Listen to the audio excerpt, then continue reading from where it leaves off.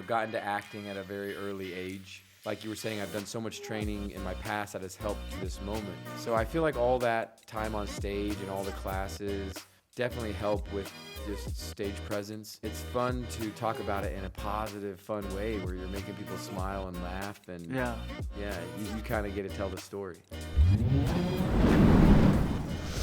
All right, what's up, everybody? Welcome back to Be Frank podcast. Today's guest is the first returning guest, and also it's been a couple months, but he's been changing his career, and then striving with the career and the comedy and all sorts of stuff. And if you guys are looking into like celebrity comedians and how the stand-up works and all that kind of stuff, then this might be a good episode for you. So welcome back to the special guest, Alex Coury. How are you? I'm good, Yosuke. Thanks for having me again. Good to be here. Oh, no worries. So how the people who doesn't know about you, I think I did ask this question before that, if you're having your website, what your bio would say. What does my website biography say? Yeah. I guess if I can remember it, it kind of starts with where I was born, Tulsa, Oklahoma. Grew up with 3 older sisters, and got into acting at a very early age. I guess my first performance where I caught my acting bug was when I did I went up on stage at the Tulsa Performing Arts Center when they were doing a Grease production, and I got first prize over a bunch of adults and like audience members, and just like had a little leather jacket on and a white T-shirt and jeans, and I think I caught the acting bug then. And then, I went to the New York Film Academy, which is where I studied film, and then started my stand-up career in 2016, and just kind of recently, after COVID, got back into it a few months ago.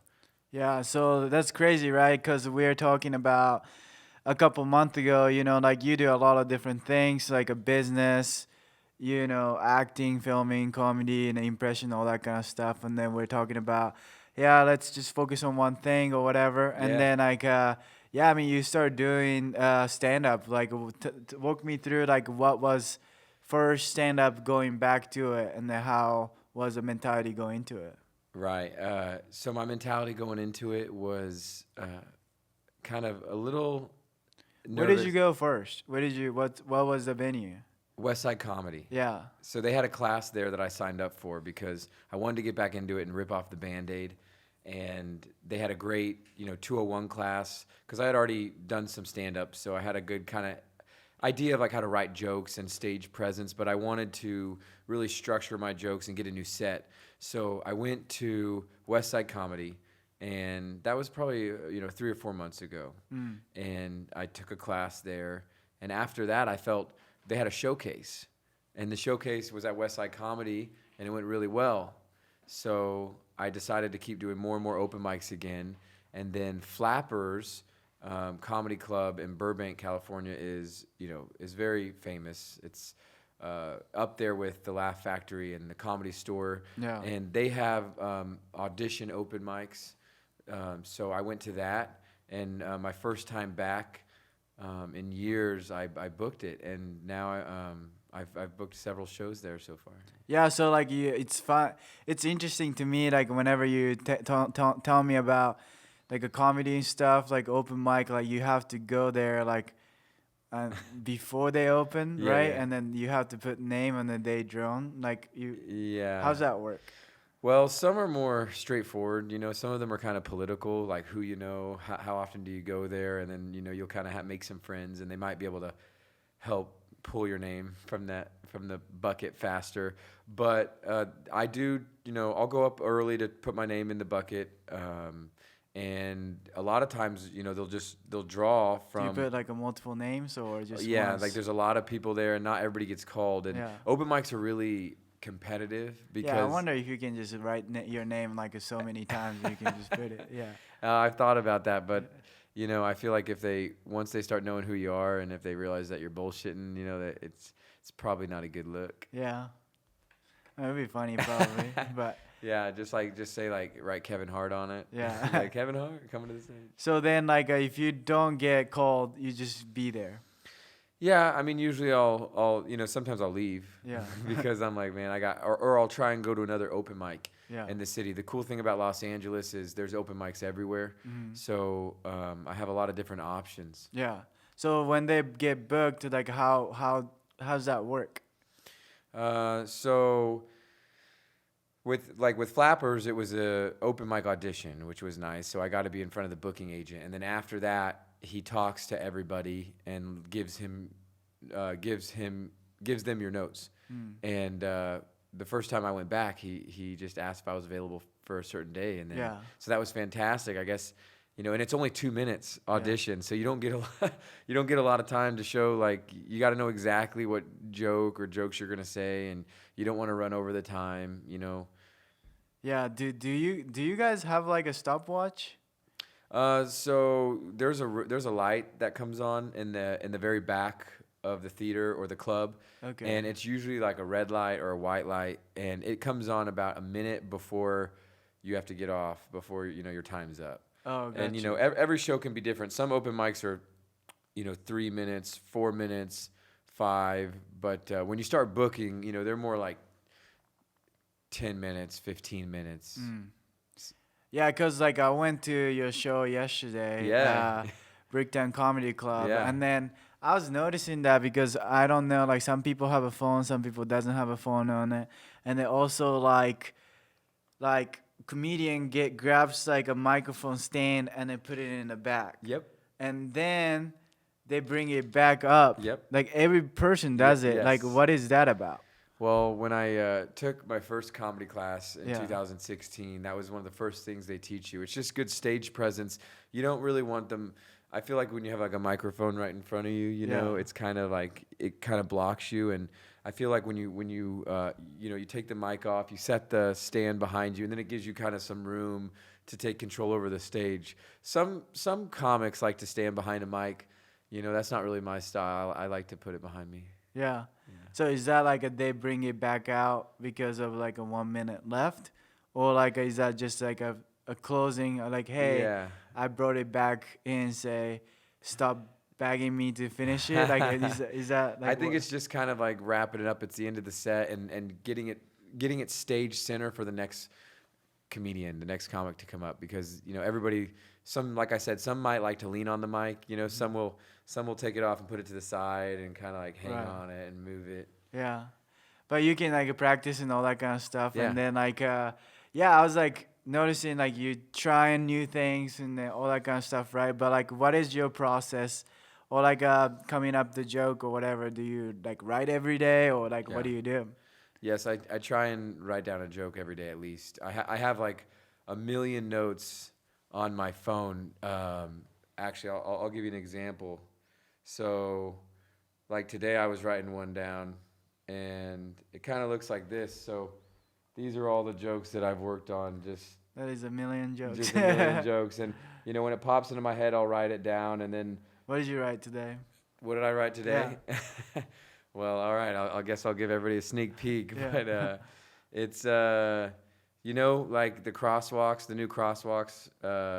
When you press the crosswalk button, it's like, wait, halt, don't move a fucking inch. Crosswalk is on. Yeah. Move your ass. Your fucking ass needs to move. 5 seconds. 4, 3, you're dead. Game over. You deserved it. You pressed the button 50 times and failed to meet the requirements. Does that came out? Yeah. I was walking across the crosswalk today, and it just started yelling at me, just wait. Yeah. Wait. I'm like, geez, man, what is this? All the AI now, even the crosswalks are just are taking over, yelling at you. That'd be funny. I mean, like, it's probably good for like a city people, right? Yeah. Yeah, and then I guess Oklahoma. You got to know your crowd. Yeah, and then like, I mean, it's like I went comedy open mic, and I noticed a lot of people have like a one-line jokes. Yeah. And then like boom, boom, boom. And Yeah. then I like that. Sometimes it's funny, and then I like that you do story stuff, right? Yeah. More than like, okay, segment. But is that just a style, or like people who are, because like whenever I watch Netflix show or something like that, Netflix special, it's like always like a story, right? Sure. Like there's no comedian just do one line all the time. So like, is that just the shows that they're not good comedian, or like they're just like practicing? Like Yeah. what? I think a what's lot of that? open mics have like little one-liners that they wrote down. You Yeah. know, I think it's a lot of little quick punch jokes that they want to try and see if they're funny at all. I mean, every comedian has their own style, you know, but for me, you know, I like to do fun stories and then put punchlines in them and punch them up, you know, Yeah.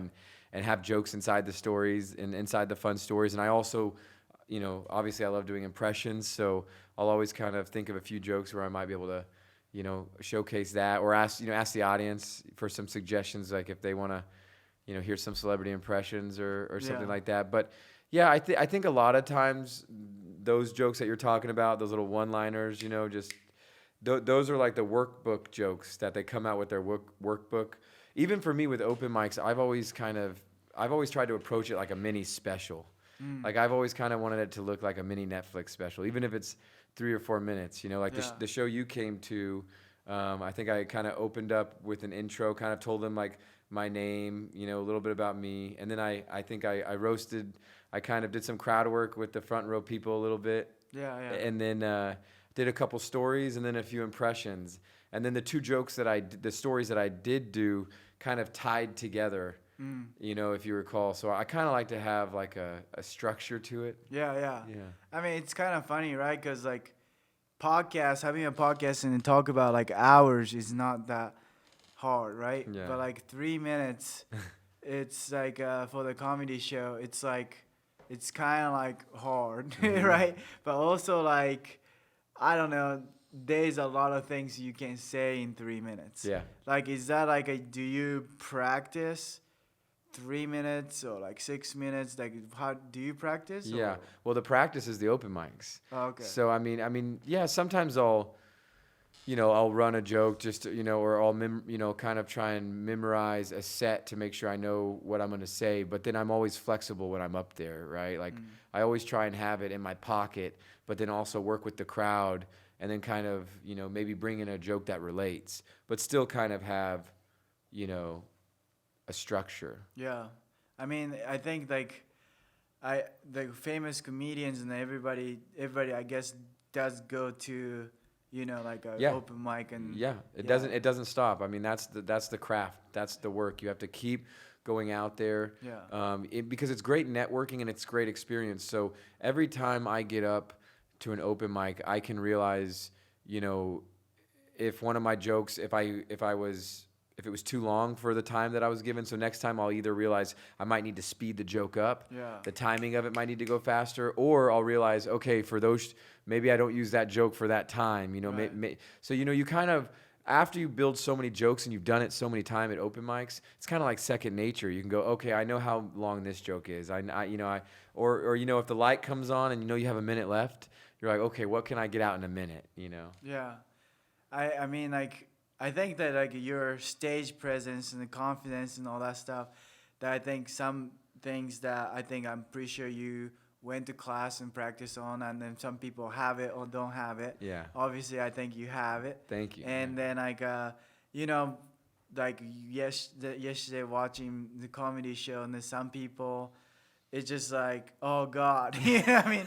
Yeah. Why is he up there? But like I think Yeah. I respect that, but at the same time, what did you thought about the guy who quit the set? Like you the know, first like, night, the first Yeah, open mic yeah, I went yeah. to. Whew, you know, it's hard to watch those moments, but he went up there, and you got to commend him for it. It's not easy, you know. Yeah, it's tough to watch. So the guy who kind of went up there and then just said, "Oh, I forgot everything. Where'd my brain go?" And then he just said, "I'm done," and he like walked off the stage. I mean, yeah, I have empathy for that because, you know, stand up is hard, and there's nothing worse than bombing. You know what I Yeah. mean? Just dead silence or not remembering what you're gonna say. Yeah, I think that you know, I thought that moment was very eye-opening for me, because that comedy club, obviously a lot of people who are in audience was comedians as well. Like they try to get it onto the table, Yeah. and then I guess stage, and they're also like probably friends and family and all that kind of stuff, supporting comedy, and then it's kind of like not like people who are there to like get laugh or like try Yeah, to it's laugh. competitive. Yeah, it's like a kind of judgmental space. Yeah. They're like, I'm the funny one. Yeah. Like I'm here to be funny. Like, Right, so like not many people is like laughing out loud and all that stuff. I thought that was interesting, but Yeah. at the same time, when that guy got off the stage, people encouraging, people Yeah. are saying keep going. nice things, and then I thought that was like, oh, this is a great community, and then like I was very touched by my heart that like like people are encouraging that stuff. I think they could have just be silent. Yeah. And then like, oh shit, like this guy just And that guy would walked never want to off. come back, Yeah. because he'd be like, "Oh man, that was awful." But at least he knows that he's in a supportive environment where people get it. Yeah. Because a lot of comedians have been there. Most comedians have been there. Yeah. When they're starting off or when they're new, and Yeah. I think it is a very supportive community. Yeah. It's a big world, but when you get into any industry, it can be Yeah. a tight net. Yeah. So once you start showing around and people start seeing you, it can be very supportive. Yeah, and I think a lot of people in this like society, social media, and all that kind of like kind of things going on. Like a lot of people is like taking like a team or the same industry people as enemy. Like I think that a lot of people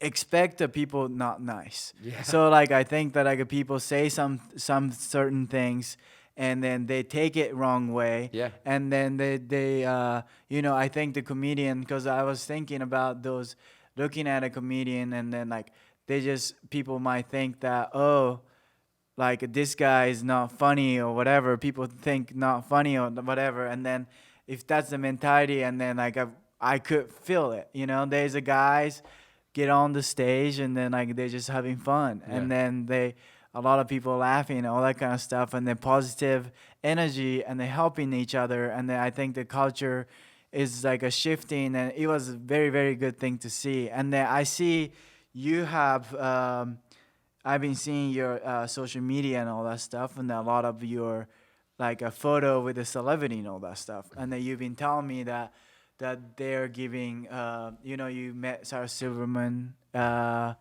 Dane Cook, and all that kind of people, right? And then you're saying like those people have been helpful. Like most people will say like they're like probably not gonna help you. They're just like being celebrity. Like, can you kind of tell me like who you met and then what kind of conversation you had? Yeah, absolutely. So after I booked at Flappers, I really wanted to, I wanted to book at West Side where I took the class, because that's another big one, and I'm kind of just trying to go to the different big Hollywood communities of comedy, and one of them is the Hollywood Improv. It's like a hub, a hangout for like the best comedians, the legends, just like always there every night. And so a couple months ago, I started going to the Hollywood Improv to learn and just meet and network the people in that community. And I went to go see Mark Norman first, and Mark Norman is a big inspiration of mine right now. He's in my opinion, like the funniest up-and-coming comedian by far. And I went to go see a show of his, and he came out after the show, and I saw him, and I just told him, I was like, hey, amazing setup there. Your humor, your comedy really resonates with me. And he's like, oh, thanks. Nice jacket, handsome guy. Just a classic Mark, and then I basically just started asking him. I was like, hey, I just started booking. In the city, do you have any advice for an up-and-coming comedian? And he was super helpful, gave great advice, just talked about how to keep writing every day, write all the time, get up as much as possible, every day if possible, and, just keep workshopping and honing your voice and just finding your voice and finding your best material so that you can mix and match it with your audience. So you get to know your audience and you can kind of pull from your hat of tricks, and jokes based on your interactions on stage. And it was just, it's so inspiring, to hear, to hear that kind of advice from these legends and these inspiration. It really resonated with me, and it fired me up about it. It's like I love that because those comedians don't have to help, you No, know. they don't. But also like they help you and all that kind of stuff. Yeah. And then I'm pretty sure, you know, like whenever people who doesn't help other people is like they haven't the people who haven't made it. Yeah, yeah, yeah. I don't feel like. Yeah, I think I heard a great quote once that says, "When you make it to the when you make it to the top, it's your job to send the elevator back down." Mm.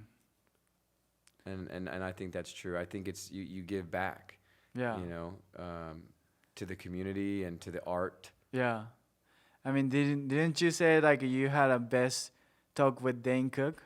Dane Cook was awesome. Yeah. He was coming down from the green room stairs. I was just out kind of in the bar area at the Hollywood Improv, and he was about to walk out, and I was just like, Dane fucking Cook. And then he was very, very nice guy. And I just told him that, I was a big fan. I grew up watching him, and that I started booking and would love some advice. And he said, yeah, walk with me. Let's go outside. And we started walking, and, great advice. Just really, a lot of what he was saying was just keep showing up to the clubs, keep networking. Don't be pushy. Don't ask like, hey, can I get time? Can I get time? Do you have any time? Just let them know that you're present. Let them know who you are, and maybe say, if you'd like to check out my stuff, I'm happy to help you with anything if you ever, need help, or Yeah. just kind of. That's a hard line, right? It's like, yeah, hey, let me know if you need help. yeah. But if somebody people It is. say that all the time, it's kind of annoying. And I'm sure they hear it all the time. So, and it is a fine line, but you also have to be, because it's competitive, you have to be persistent, but also not too pushy. Mm-hmm. So How do you draw the line? I just try not to. I try and be respectful of their time, and I try and be encouraging of their. I try and make sure that I give back too. That I'm not just asking. Yeah. So a lot of times I'll go into the establishments, and I'll go to the shows, and I go to the open mics, and I support.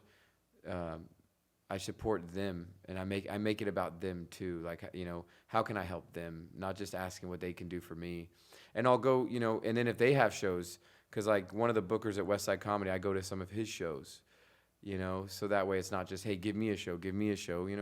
I'm giving back. And then, for some people I follow up with, I just try not to pester them too much, like maybe once a week or two. But there's been a lot of good strides. Yeah. Lately. So like you've been getting back at it for like a couple months or whatever. You made a tremendous strides or whatever. I think that what was like a biggest like takeaway you're learning from this like comedy stuff? I just feel like I'm really in my element lately more than I've been in a long time. I've always had an entrepreneur mindset, and have a lot of different passions, and this one has always just really resonated with me. And I think, like you were saying, I've done so much training in my past that has helped to this moment. I've gone to film school. I mean, I started improv in high school. My junior year, it was the first time that I started improv. And then I went to, Second City, and I'm at the Groundlings currently. I'm looking to get hired by them. And so I feel like all that time on stage and all the classes definitely help with just stage presence. Yeah. And then I feel like it's just very kind of therapeutic for me too, I have a pretty interesting history. Yeah. and I feel like it's fun to talk about it in a positive, fun way where you're making people smile and laugh, and you kind of get to tell the story. That is awesome. I think it's kind of very interesting because a lot of comedians have like issues, right? A lot of comedian has like a dark I feel like secret. the comedy world is notoriously known for people with depression and anxiety and stuff. But I think what's interesting, and Robin Williams has a quote like this, the reason that they want to free people from concern and make people happy is because they know what it's like to feel absolutely miserable. Yeah. and they don't want anybody to feel that way. That is true. I think that like what made you wanting to do the comedy? You know, I think I've just growing up, I've always loved entertaining family and friends, and even my teachers. Some of them probably a little annoyed with it, but my dad was. What do you mean annoyed with it? Well, I mean, there's a balance between Were being you the loud kid? not loud, but I always, yeah, I guess you could call me the class clown sometimes. I would have some jokes, but yeah, that's why I just feel like this is what I'm really good at, and I'm seeing. I feel like the universe gives you signs to let you know that you're on the right track. Like keep going. And lately, there's just been so many green lights. With booking at different clubs. I've been booked at 3 or 4 clubs in LA. I just performed in Oklahoma City the last 2 nights. So making some strides, and the Hollywood Improv, where I'm meeting all these very successful comedians. I've been auditioning there. So I feel like hopefully I'm close to getting booked at the Hollywood Improv, and then after that, I think the Comedy Store and the Laugh Factory are just a step away. Yeah. So you meet a whole bunch of celebrity doing the show there, or just meet there, like a meet and greet kind of deal? Yeah, I mean sometimes we'll be at the same shows, doing the same shows, and then sometimes I'll go see their shows, and then the cool thing about the Hollywood Improv is sometimes like they'll just come. Walk out the front door, or be hanging out in the bar area, and they're just very, very cool, Do like you meet very, successful, I guess comedians, Yeah. and then you see a lot of like trying to be Yeah. comedian, right? Yeah. I'm intrigued by that because you see 2 different type of people, I guess. Mhm. Because I do think that I have this podcast, and I do see a lot of people successful comes in here, Mhm. and then I see like, camaraderie, and then also like what should I say? It's like a common factor, common characteristic Yeah. they possess Yeah, yeah. to be there where they are right now, to be Mhm. successful and to be independent and all that kind of stuff. So I was curious. What do you see in the common factor of those celebrities who have made it, and then what do you see common factor of the people who haven't made it? No, that's a great question. I think the one common denominator, the real common denominator for the people that make it is very simple. You just never give up, no matter what. The people that are never going to make it, obviously, they're ones that throw in the towel, and they're never going to know what happens. But there are so many people, so many stories about people who just kept going and kept doing the work and kept networking, and all of a sudden they're at the right place at the right time, and they did the work, and just things start to click. And then I think that's when the universe tells you. But Bryan Cranston, he was he Breaking Bad, amazing actor, didn't really become very well known until he was in his 40s, and Malcolm in the Middle playing the goofy dad, and then then he went on to playing Breaking Bad, one of the most dramatic roles on television, and just did an amazing job. And Morgan Freeman didn't really start till his 50s. Samuel L. Jackson, again, another guy, didn't start till like his 50s. Steve Carell, didn't give up, and he made it when he was 40. He was another person that was at Second City and some of these places like the Groundlings, but I think they just have that. Do they tell you? Say don't give up? Like everybody tell you? They just, in the sense, I've heard good advice on this in the past, but recently a lot of the advice that I get from the comedians is really just get up as much as possible every night, 3 times if possible. That sounds quite like a little too much, but once a night at least, write all the time, and just, basically don't stop. Do not stop. And I can tell you that the progress I've seen in my comedy career in the last couple months has been some of the fastest progress that I've seen out of any of the endeavors that I've done in my life. And I think it's because I'm in my element. I think I'm doing a good job at it. I'm working hard, and I'm not stopping. And I'm doing the work. Yeah. Like everybody's saying, like I'm really doing the work, and it's I feel like it's showing. Yeah, I mean, Yeah. takes time, and then you're spending time on Yeah. that, and then you putting your effort to that.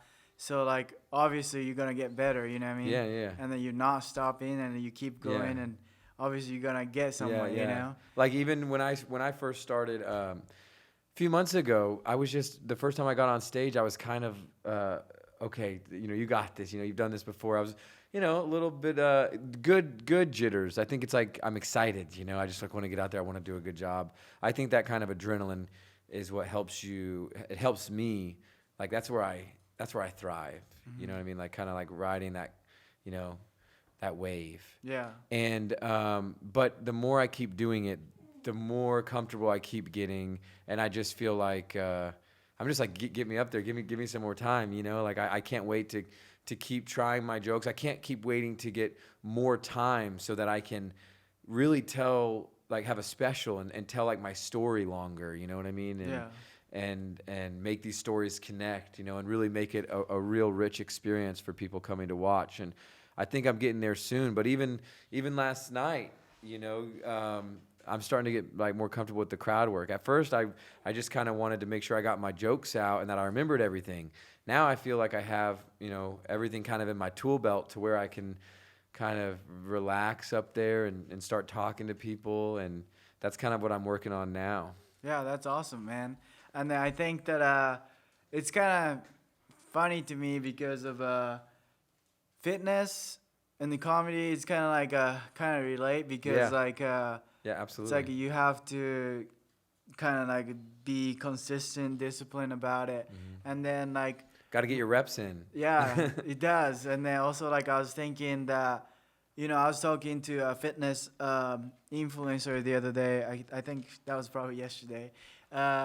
We're talking about there is a people who are trying to get better at fitness. For example, let's say they're overweight, maybe obese even. Like they're like 30 pounds heavier than like they should be or average or whatever. And then these people start running or people start working out, for example. And then, a lot of people like get discouraged because they don't see like they don't get on the stage on the Yes. Netflix special, right? Like Yes. those obese people, like, oh, like I'm looking at the mirror, and then they don't see the six pack, and then like they just quit sometimes. But this is kind of like a lot of society right now. It's like about that instant gratification. They wanted to have it.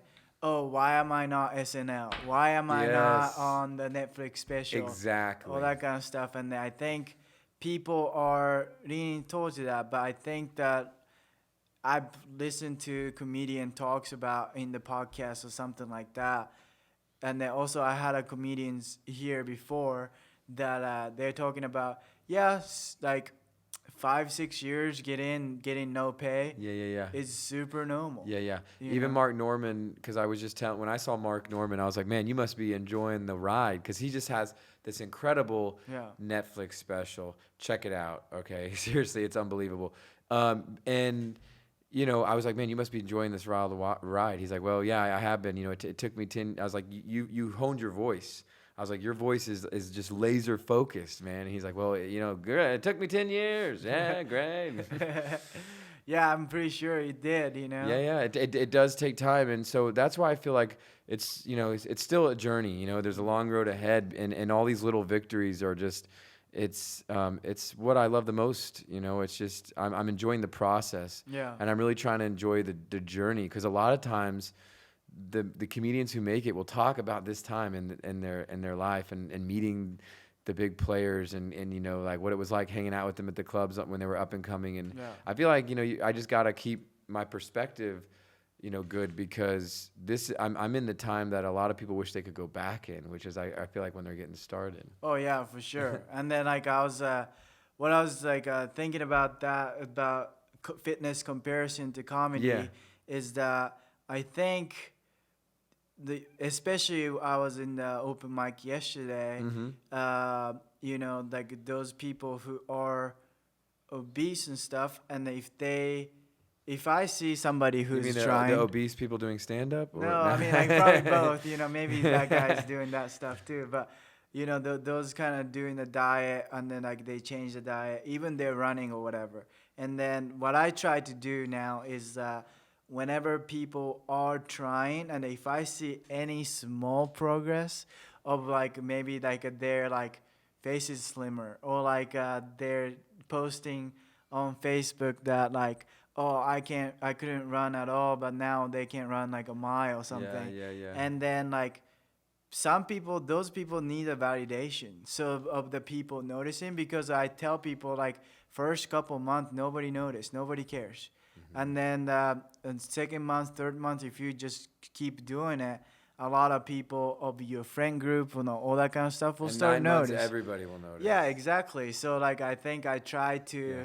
like tell people, hey, good job, and then keep going and all that Yes. kind of stuff. It's so important. Yeah. People can feel that vibration, you know. Yeah. It's like it's an energy that is contagious, and people want to be around it. So Yeah. I think when you go to the gym or you go to the comedy club and you're like, Yeah. hey, you know, good set, hey, I Yeah. see that, good work. Yeah.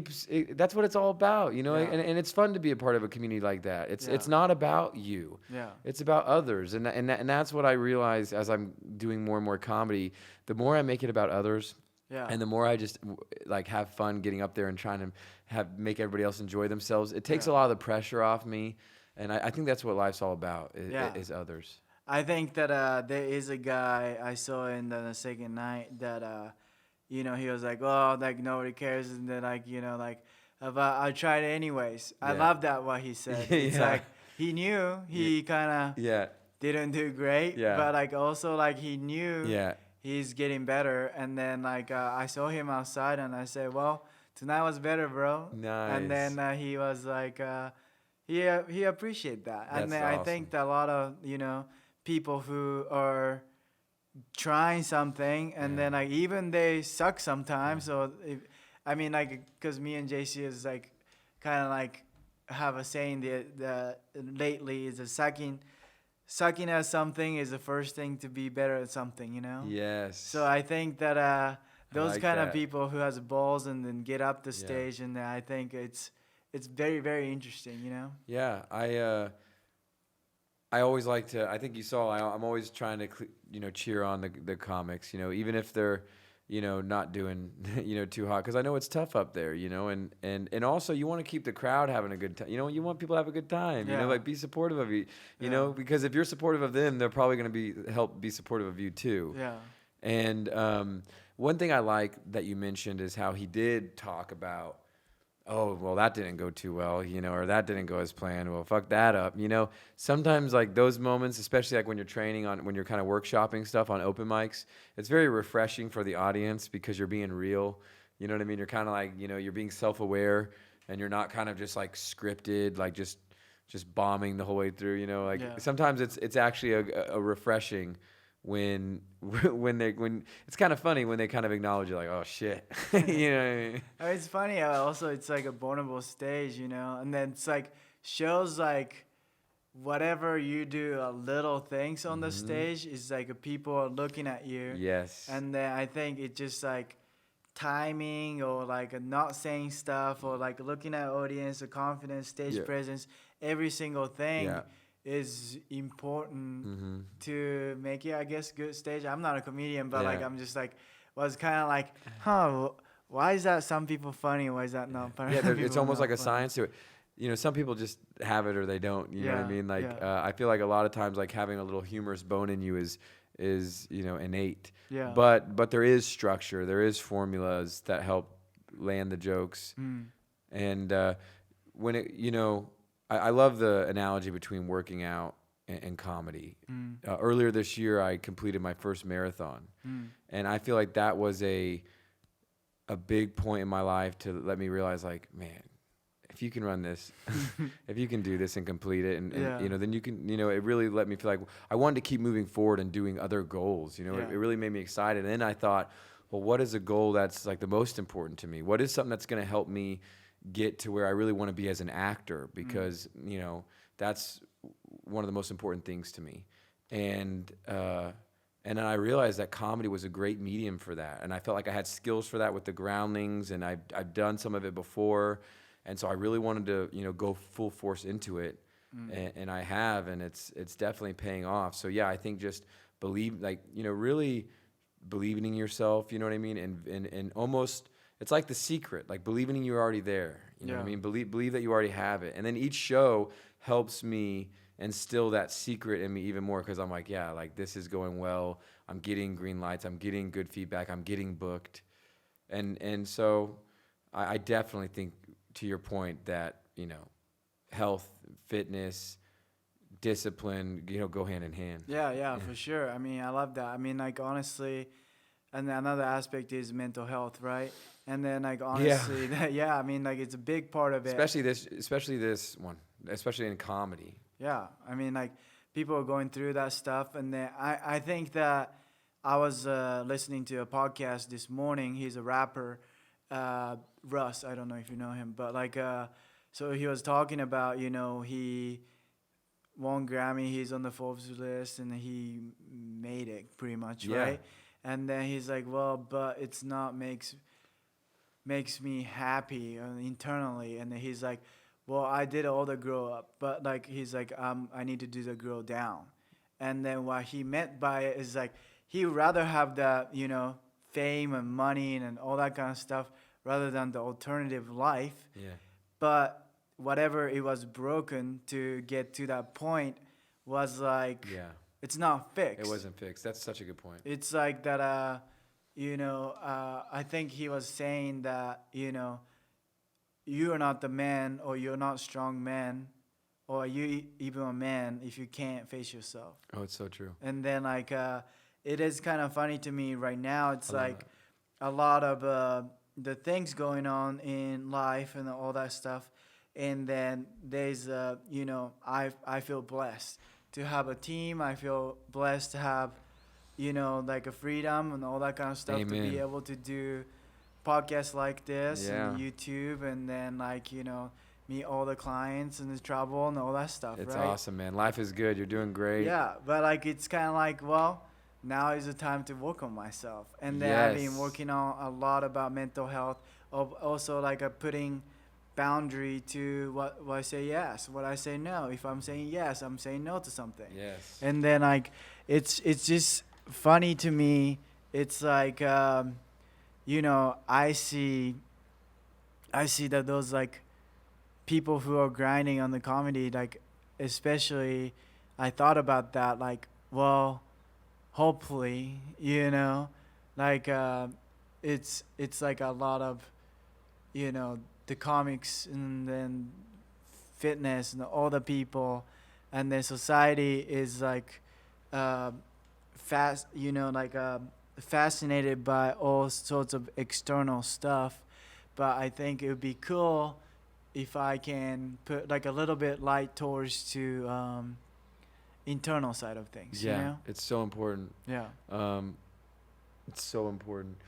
You know, I noticed in the comedy world, you know, a lot of people have mental issues, you know, I feel like. And I feel like that's a lot of how they work through them. It's almost like therapy. They get up there and they just talk. So, you know, sometimes I hear people that they don't even seem to be telling jokes. They just go up there and they're like, yeah, so today was a shit day. You know, and they just like start talking to everybody. Yeah. But I actually have been on a cleanse from alcohol for about 5 or 6 weeks.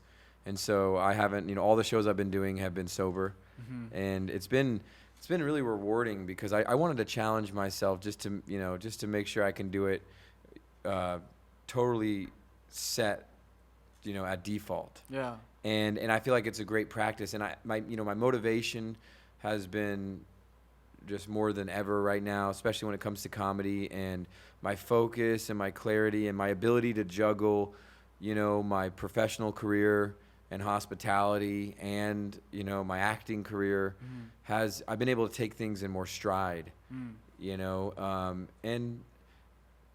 yeah, like I have a, you know, we're not getting any younger, Yeah. right? And I have a lot of goals that I want to accomplish, and I feel like I'm on the right track, and I want to keep the positive momentum going forward. And because mental health is so important. Oh yeah, for sure. I mean, I bet not drinking alcohol helps. It really does, man. You know, you think long term, you think it's like a quick fix to stress and everything, but it really just ends up over time kind of chipping away, I think, at like the full energy, clarity, focus, and potential. At least for me, I just found, this cleanse has been very good during this chapter of my life where my comedy career is kind of taken off. That's awesome, man. Is there anything else that we didn't cover today about comedy you want to talk about? Anything else about comedy? Or comedy or whatever you wanted to cover today? Oh, no. I mean, I think we've talked a lot about it. Yeah. Awesome. I think that, I think it'd be interesting. Like, I do have, question I asked for the 5 years ago, what do you see yourself 5 years? Yeah. You know, I do have that last episode, but I do think that you do see What did yourself. What did I say in the last episode? I don't remember, honestly, but I think maybe like you say about like how do you see yourself in 5 years now, and then if I compare what you say, I think it would be kind of funny. But how do you see yourself in 5 years? In 5 years, I see myself having been a main member of the Groundlings, if not still working at the Groundling company, main company, being on SNL, if not having moved past SNL into television and movies. Perfect, man. So how can people find you?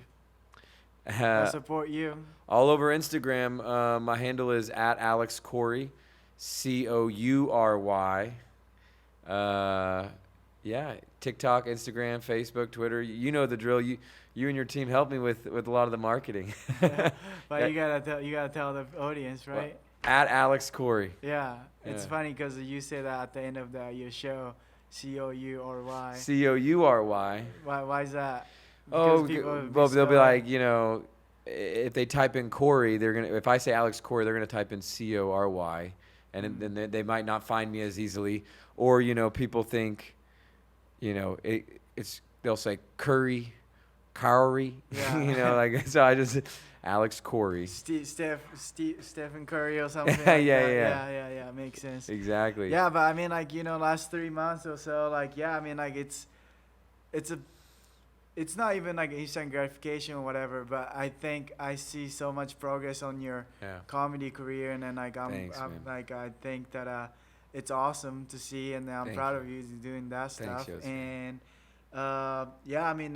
hopefully you can, hopefully it doesn't take 10 years. No, I don't. I think the 10 years have already been in the works. I started acting, at film school when I was 19 years old, taking it really seriously and going to all the programs. So hopefully all that's added up now. And I do feel like a lot of these success stories, it seems like these people just blow up. Yeah. And the overnight successes happen from years of preparation meets an opportunity. And then it doesn't really matter, right? Even that your overnight success, I don't know how do you define your overnight success. But if even if it takes 10 years from now, if you're enjoying the progress, who cares? That's 100% true. Yeah. And honestly, I've said this before. I hope it doesn't take that long, but I'll still be doing this at 70, 80 years old. You know what I mean? 90, 100, man. Like this is when God gives you a gift, you use it. Yeah. That's it. Yeah, for sure. Well, thanks for coming in today. Thank you. Yeah. And then, if you guys are watching on the YouTube channel, please give him a support. And then, what do you thought about? Maybe comment. What do you think about his comedy and all that? Hit that follow button. Hit that follow button. We got some good content coming out. Yeah, hit the subscribe button. And Alex has a YouTube channel too. So I put the subscribe button. And if you guys are if you guys are listening to the podcast, Spotify or iTunes or something like that, then please give me a 5-star review. And then some people who are following on the comedy or people going through some stuff and then try to make something like that. And then I would love to have these kind of conversation to be more on more eyeballs and then more eyes and ears and all that kind of stuff. And if you guys hit the like button, all that kind of stuff means a lot to me, and that it spreads the world to the more people. So it means a lot. So well, thank you guys watching, and don't be half stepper and always be frank. And see you guys next Friday. Peace.